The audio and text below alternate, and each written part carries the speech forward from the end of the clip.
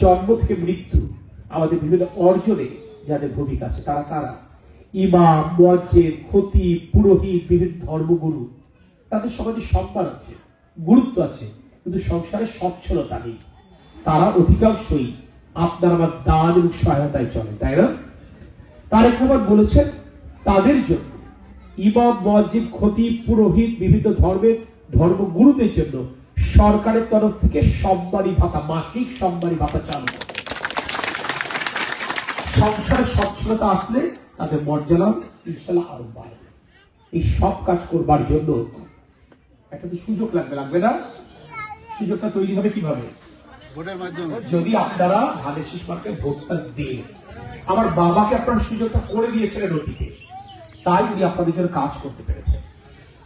আমি যেহেতু আপনার ঘরের ছেলে, আপনার প্রয়োজনটা আমাকে উল্লেখ করবার প্রয়োজন নেই, আমার জানা। আর যদি কোনোটা আমার মিস হয় সেটার জন্য আপনি আমার কাছে আদায় করে দিতেন। এখানে একজন মিডিয়ার সদস্য তার জীবনের একটা বড় সময় প্রহসনের বিচারে তার কারাগারে কেটেছে। আমরা অঙ্গীকার করেছি যে বিডিআর আমার সীমান্ত পাহারা দেয়। সীমান্ত পাহারা দেয় মানে কি বলবেন? বাংলাদেশ পাহারা দেয়, বাংলাদেশের সার্বভৌমত্ব পাহারা দেয়। বিডিআর হত্যাকাণ্ডের পেছনে কারা কলকাঠি নেড়েছিল, কারা বাংলাদেশের সীমান্ত অরক্ষিত করেছিল, কারা বাংলাদেশের দেশপ্রেমিক সেনা সদস্যদেরকে হত্যা করে বাংলাদেশকে দুর্বল করতে চেয়েছিল, তাদেরকে চিহ্নিত করে আইনের আওতায় আনতে হয়েছে।